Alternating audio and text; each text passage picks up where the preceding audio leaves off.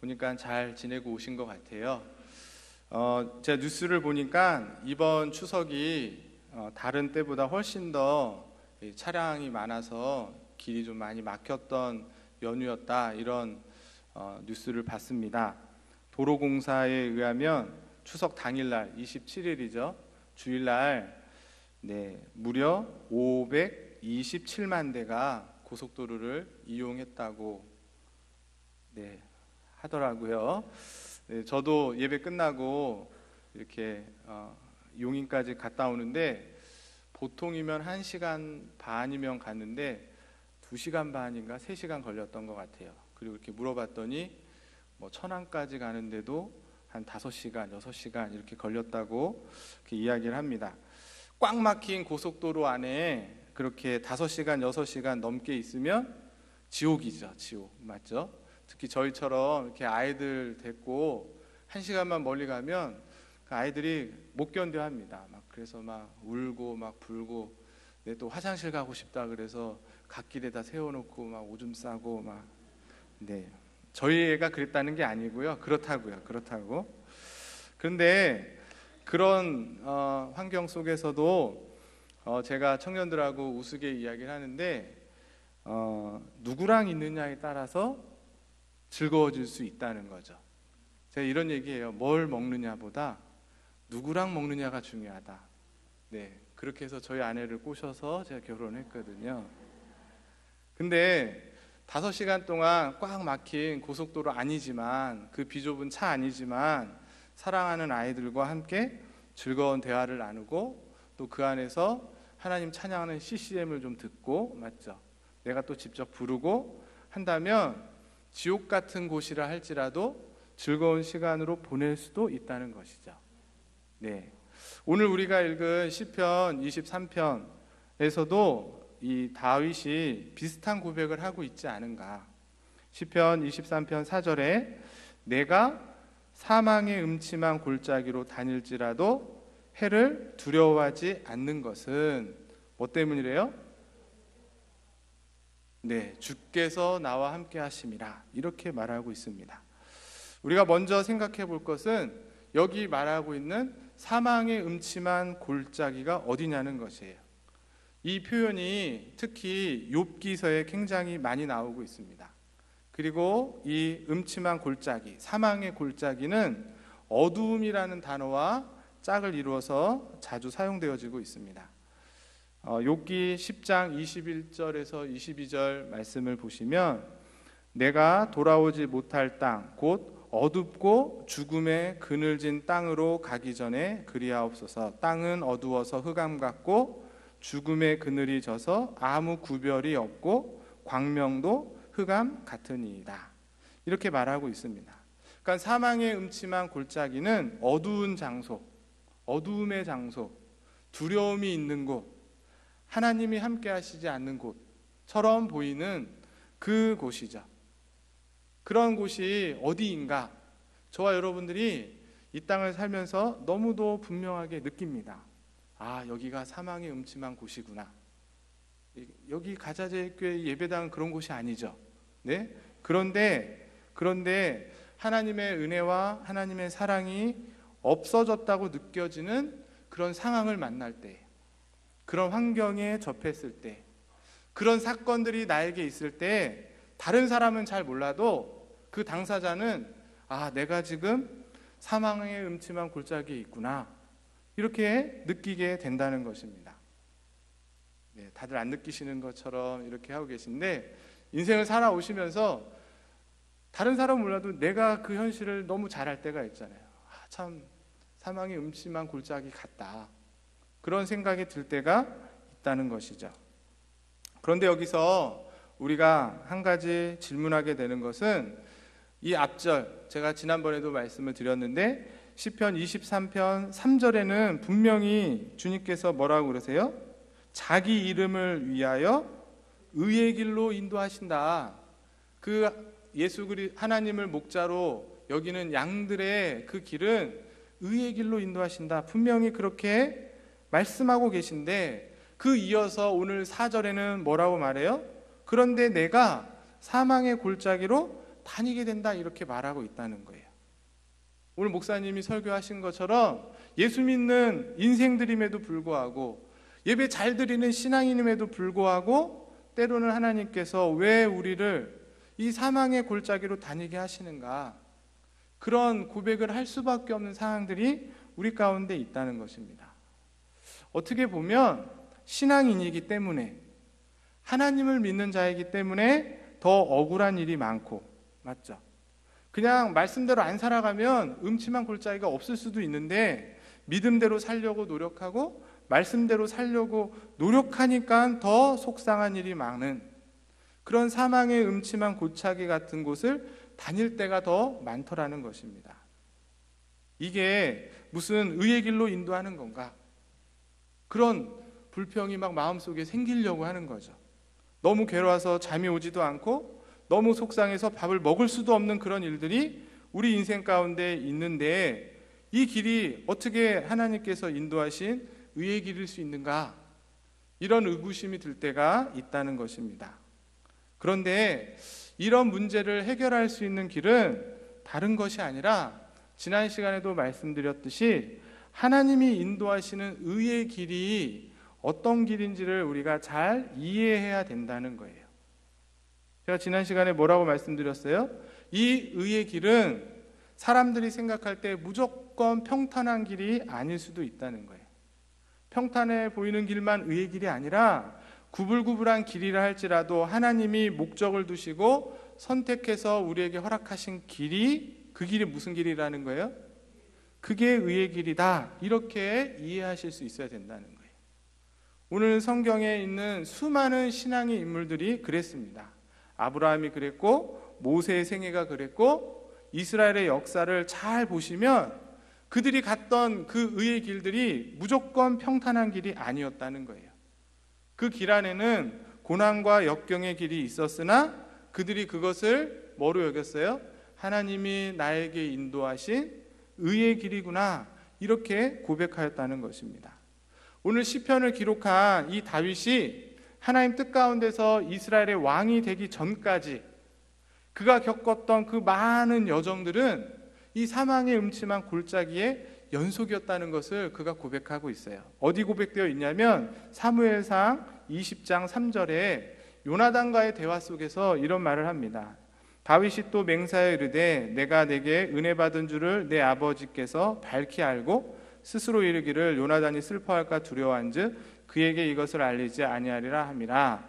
그 다음 중요합니다. 그러나 진실로 여호와의 살아계심과 내 생명을 두고 맹세하노니, 그 다음 뭐라요? 나와 죽음 사이는 한 걸음이라. 한 걸음. 나와 죽음 사이의 그 간격은 한 걸음밖에 안 돼요. 다윗이 늘 하나님의 인도하심을 받으며 살아왔지만 그의 길 가운데는 죽음이 순간순간 있었다는 거예요. 그것을 지금 누구한테 말하는 거예요? 요나단한테 얘기하는 거예요.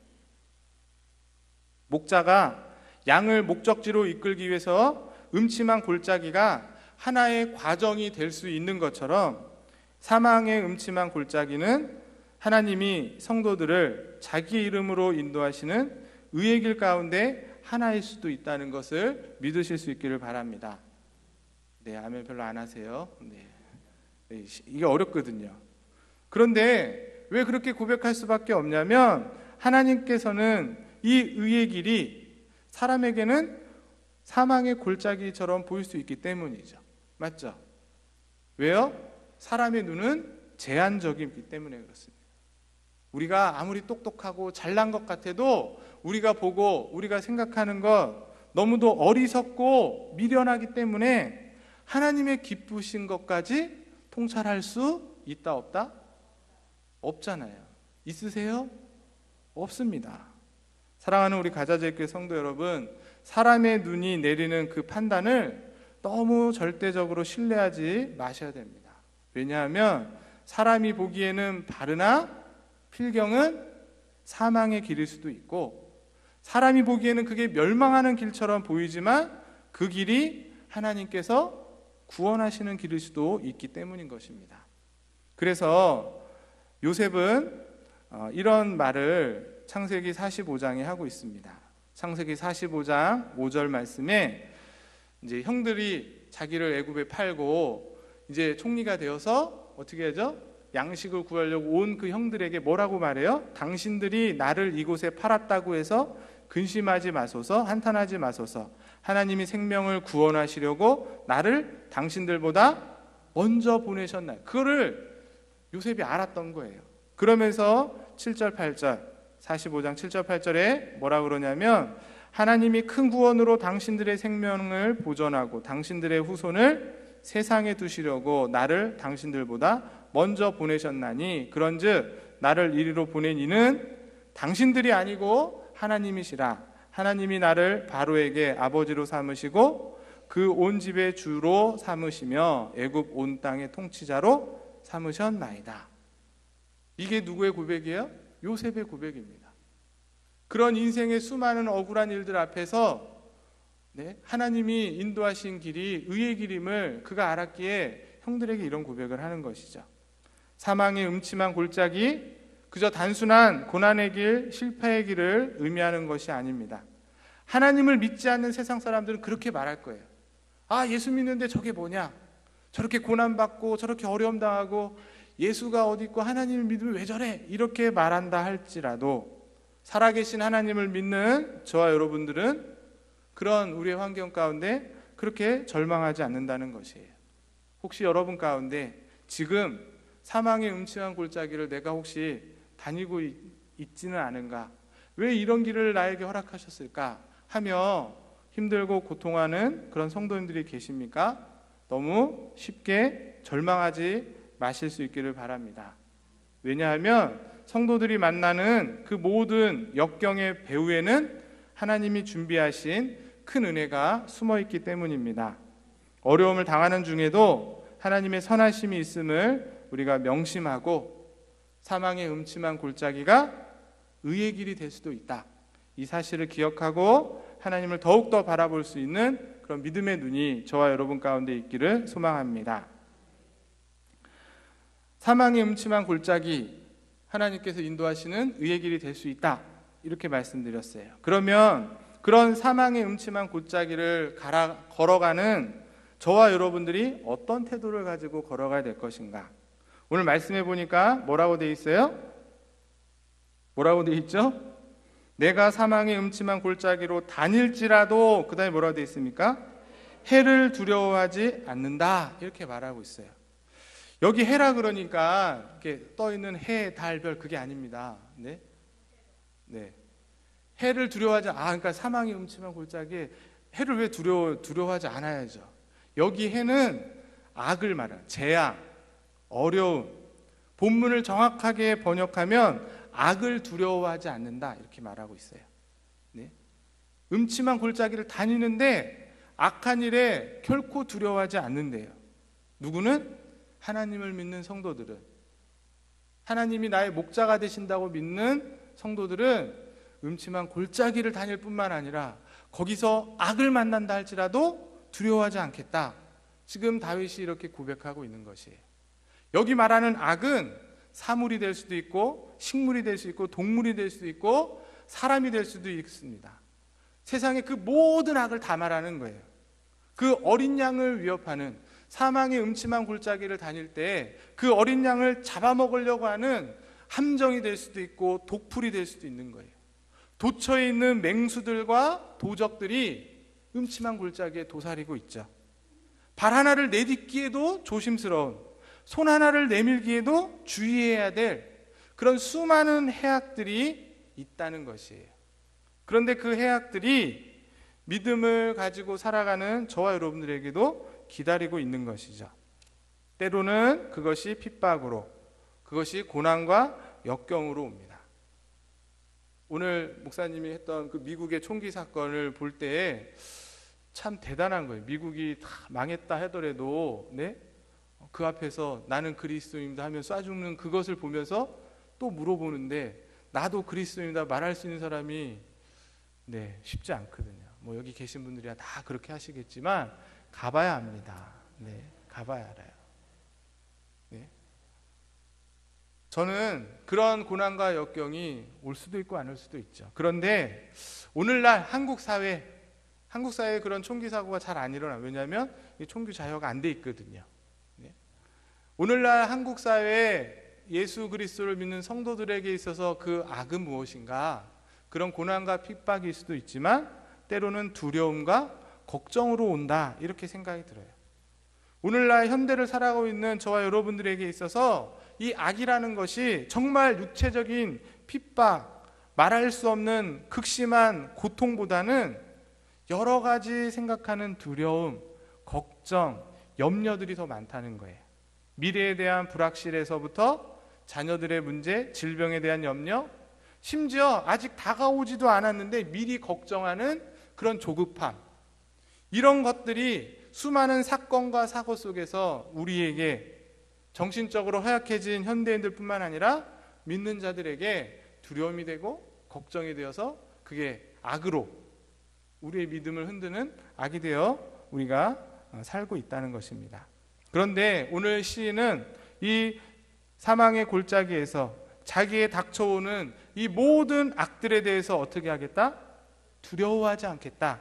용감하게 맞서서 싸울 것이다. 이렇게 고백하고 있는 것이에요. 바로 이 땅을 살아가는 수많은 악들을 만나는 믿는 성도들의 자세가 바로 이런 자세가 돼야 된다는 거예요. 그래서 사도 바울은 로마서에서 뭐라 그래요? 악에게 지지 말고 싸워 이겨라.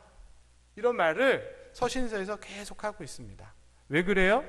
왜 우리가 악에 지지 않고 싸워 이길 수 있습니까? 그것은 제가 앞에서 말한 것처럼 사람의 눈으로 보기에는 그것이 사망의 골짜기라고 보인다 할지라도 하나님이 선택하셔서 예비한 의의 길이기 때문에 우리가 싸워 이길 수가 있다는 거예요. 내가 힘이 좋고 믿음이 좋고 뭔가 뭘 열심히 해서 내 능력이기 때문에 그걸 싸워 이길 수 있는 것이 아니라 그 길 가운데 만나는 어려움이 하나님으로부터 하나님의 뜻 가운데 나를 더 훈련시키고 하나님의 일들을 이루시기 위해서 주신 일이라는 그 믿음이 있기 때문에 우리가 견디며 싸우며 나아갈 수 있다는 것입니다. 그래서 이사야 50장 10절에 다음과 같이 말씀하고 있습니다. 너희 중에 여호와를 경외하며 그의 종의 목소리를 청종하는 자가 누구랴? 흑암 중에 행하여 빛이 없는 자라도 여호와의 이름을 의뢰하며 자기 하나님께 의지할지어다. 아멘. 이 고백을 저와 여러분들이 하실 수 있어야 되는 겁니다. 어떠한 악한 상황과 환경이 있다 할지라도, 그것이 고난이든 그것이 두려움이든 어떤 것이라 할지라도 오직 하나님을 의지하며 두려워하지 않고 담대히 싸워 승리할 수 있기를 주의 이름으로 간절히 축원합니다. 왜냐하면 만군의 여호와 하나님의 이름으로 담대히 악에게 나아가서 그 하나님의 자녀들이 그런 악 앞에 하나님의 이름을 가지고 나아갈 때 나는 승리할 수 있을 거라 생각하지 않았지만, 나는 부족해서 내가 어떻게 일을 감당할까 포기하려고 했지만, 그 하나님의 이름을 가지고 나아갈 때 예상치 못하는, 우리가 기대하지 않았던 놀라운 승리의 영광을 허락해 주시는 것이 우리 하나님이시기 때문입니다. 누가 그렇게 했어요? 우리가 너무도 잘 알고 있는 다윗. 네? 골리앗 앞에 수많은 이스라엘 백성이 덜덜 떨고 있을 때 다윗이 뭘 가지고 나갔어요? 물맷돌? 그게 아니에요. 네. 물맷돌을 가지고 나갔지만 물맷돌만 가지고 나갔으면 다윗은 죽었습니다. 근데 물맷돌을 들고 나가면서 뭐라고 얘기해요? 아, 너무 잘하세요. 네, 네. 우리 가자제육회 성도님 수준이 이 정도죠. 네, 네. 만군의 여호와의 이름을 가지고 물맷돌을 던졌기 때문에 다 골리앗이 쓰러진 것이죠. 만군의 여호와의 이름으로 그가 골리앗을 물려쳤던 것처럼 우리의 삶 속에 정말 태산과 같은 그런 일들이 우리 가운데 너무너무 많지만, 열악한 상황과 환경 속에서도 모든 것을 창세전에 계획하신 그 하나님의 뜻 가운데에 인도되어지고 섭리해 가신다. 그 하나님의 이름으로 넉넉하게 멋지게 당당하게 승리하는 저와 여러분 주의 몸된 교회가 되셔야 될 줄 믿습니다.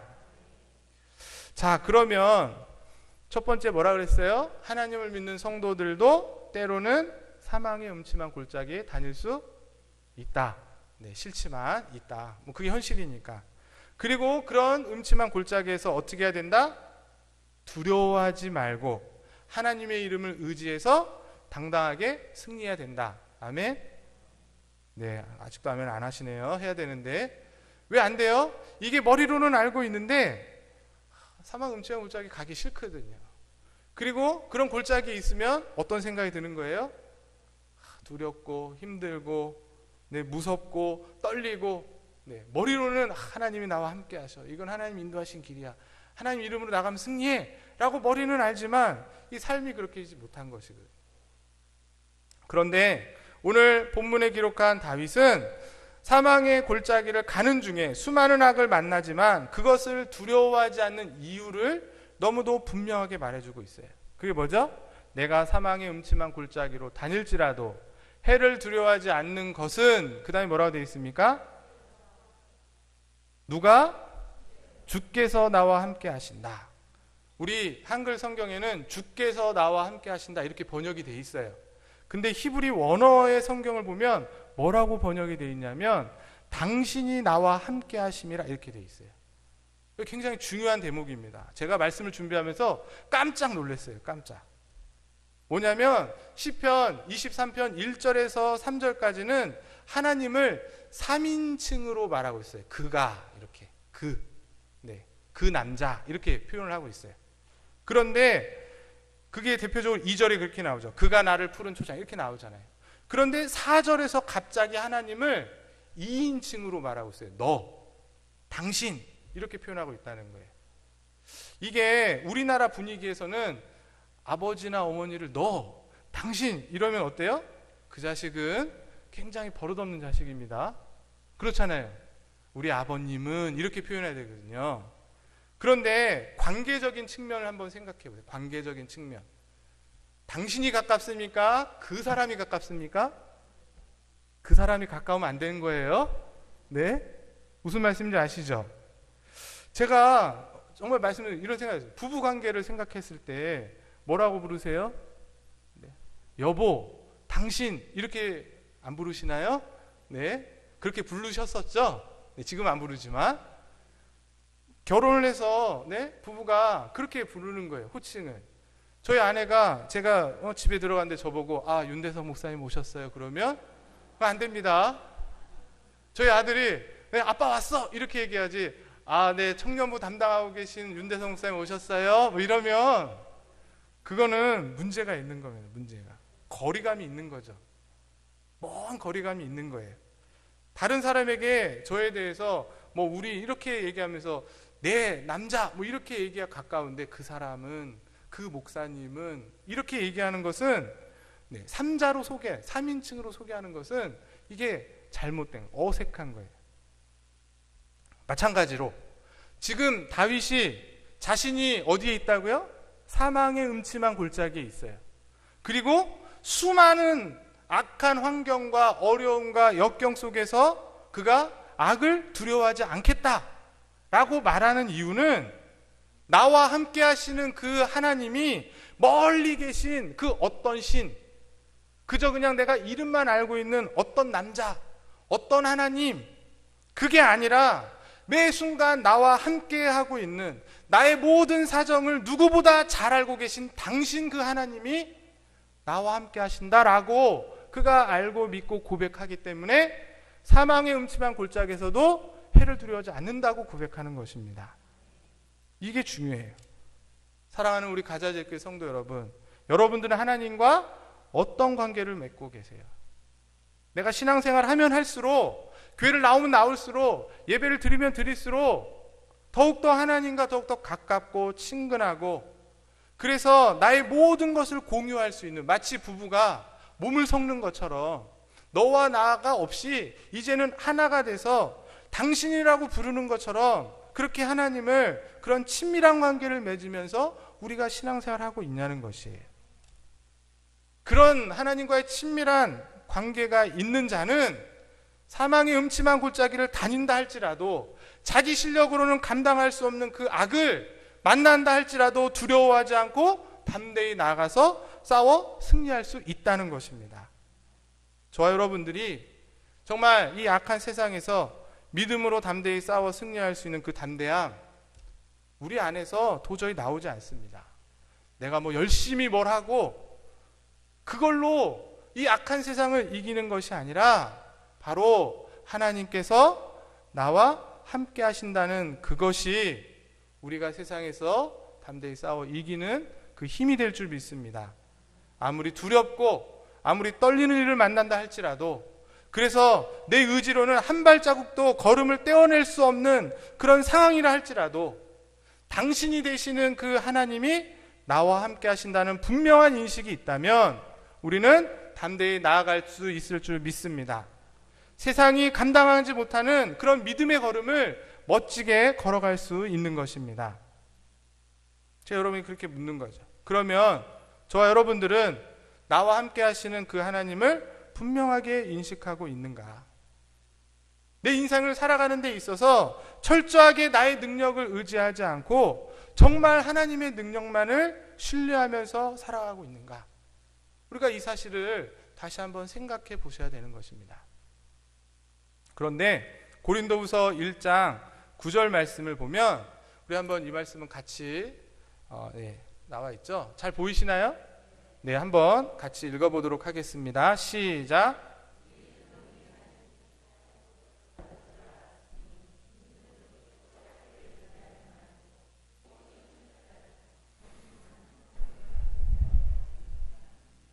아멘. 진짜 아멘이십니까? 잘 하셔야 돼요. 네. 지금 우리가 읽고 있는 이 말씀은 사도 바울이 고린도 교회 성도들에게 보냈던 두 번째 편지의 말씀입니다. 그런데 사도 바울이 지금 전도를 하고 있는 거예요. 전도 여행을 떠나고 있는 거예요. 전도 여행을 다니면서 지금 고린도에 있는 성도들에게 편지를 보내는데, 그 편지의 내용이 뭐예요? 지금 우리가 전도하면서 겪고 있는 이 상황과 환경이 뭐와 같다는 거예요? 사형 선고를 받은 것과 같다는 거예요. 그 상황과 형편이 정확하게 뭔지는 모르겠지만 죽음에 이르는 그런 상황 가운데 지금 있다, 이 얘기를 하고 있습니다.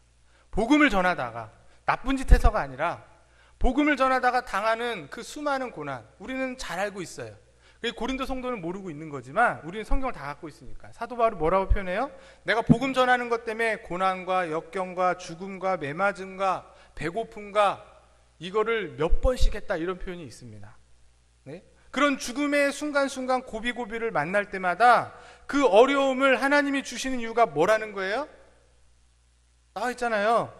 자기를 의지하지 말고 오직 죽은 자를 다시 살리시는 하나님만 의지하게 하시니라.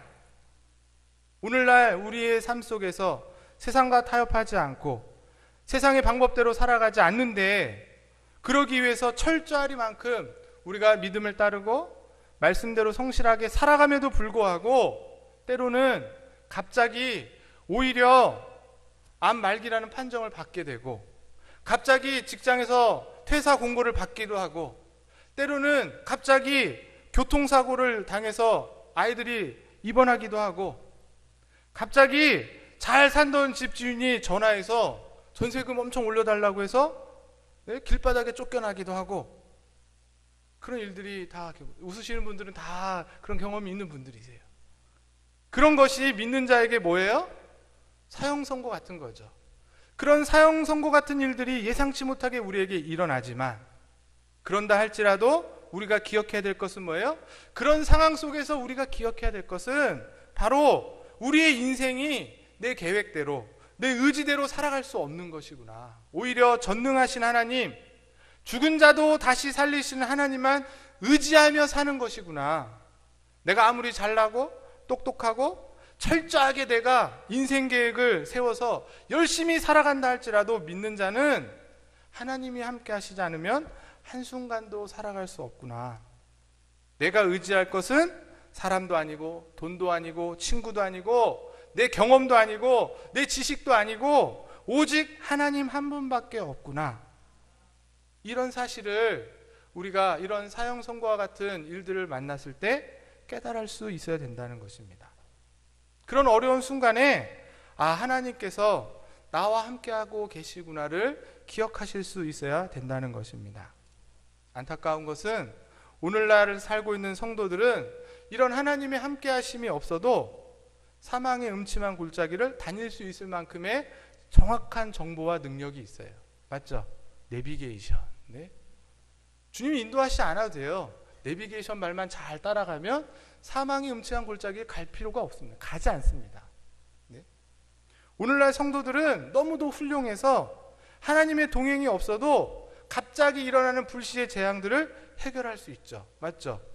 있잖아요. 쌓아놓은 여러 가지 보험들, 암보험, 종신보험, 자녀, 네? 남편 몰래 숨겨둔 적금 통장, 네? 그런 것들이 너무 많다 보니까 하나님의 인도하심이 전혀 필요 없이 끊임없이 자신의 계획과 자신의 능력과 여러 가지 제도에 매달려서 살아가고 있다는 것이에요. 그러나 세상 사람들은 그렇게 끝까지 그렇게 살아간다 할지라도 오늘 이 예배 자리에 참여한 저와 여러분만큼은 내 지혜와 내 계획과 내 능력을 신뢰하지 않고 오직 하나님의 능력을 의지하며 살아가야 될 줄 믿습니다.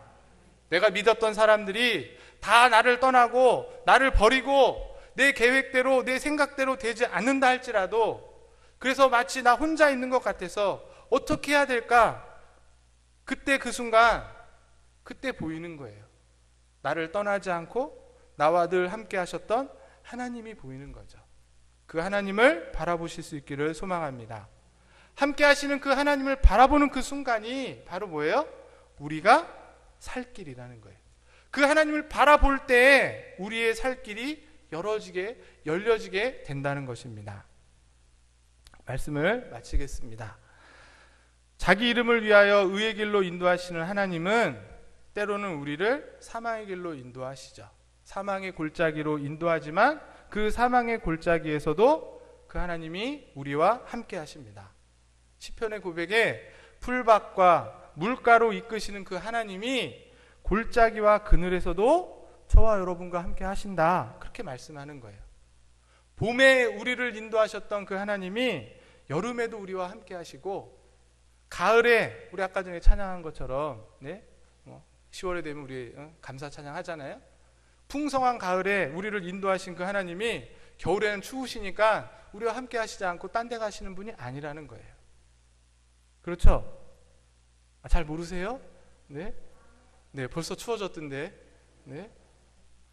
우리 인생 가운데 좋은 일이나 기쁜 일 뿐만 아니라 슬프고 어려울 때에도 하나님께서 나와 함께 하신다는 것입니다. 한 차원 더 과거에 예전에 인도하셨던 그 하나님이 오늘도 우리와 함께 하시는 줄 믿습니다. 오늘 우리와 함께 하셨던 그 하나님은 앞으로 우리의 남은 삶, 주님 부르시는 그 끝날까지 우리와 함께 하시는 줄 믿습니다. 그 믿음이 있기에 저와 여러분들이 오늘도 사망의 음침한 골짜기를 다닐지라도 해를 두려워하지 않는 그런 담대한 믿음으로 나아갈 수 있는 것이에요.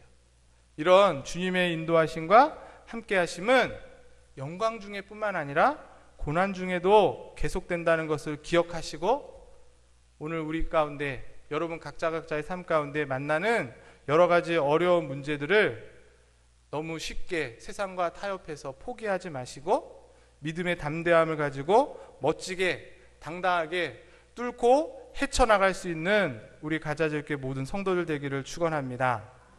사랑하는 가자질교 성도 여러분, 힘내십시오. 네? 옆 사람은 잘하고 있다. 네? 잘하고 계세요. 좀 표현이 좀 그런가요? 네? 잘하고 계신 거예요 지금. 맞죠? 오늘날 이 시대에 이렇게 오후 예배 나와서 이 자리에 앉아 계신다는 거 이게 보통 믿음이 아니거든요. 네? 너무도 세상이 악하고 패역해서 믿는 자들이 믿음을 지키며 살아가기 쉽지 않지만 우리 하나님께서 그곳에 여러분과 함께하고 계십니다. 그 하나님이 함께 하시는 성도들 넉넉하게 승리할 수 있는 것입니다. 왜냐하면 우리의 목자 되시는 그 하나님이 사망의 그늘을 광명이 떠오르는 아침으로 만드실 수 있는 분이기 때문에 골짜기에서도 샘이 나게 하시는 분이기 때문에 하나님의 인도함을 받는 성도들의 그 눈물의 골짜기가 그것으로 끝나지 않고 어떻게 돼요? 샘들이 터지는 곳으로 바꿔주실 수 있는 분이시기 때문에 바라기는 이런 하나님을 믿는 성도답게 사망의 음침한 골짜기라도 하나님의 동행함을 받는 삶, 비록 우리가 평탄한 길이 아니라 할지라도, 그것이 고통의 길이라 할지라도 하나님이 동행해 주셔서 내가 이렇게 감당하는구나, 그것을 많은 사람들에게 나타내 보일 수 있고 드러낼 수 있고 또 간증할 수 있는 그런 우리 가자제일교회 성도들 될 수 있기를 주님의 이름으로 축복합니다. 우리 찬양하고 우리 같이 기도하겠습니다.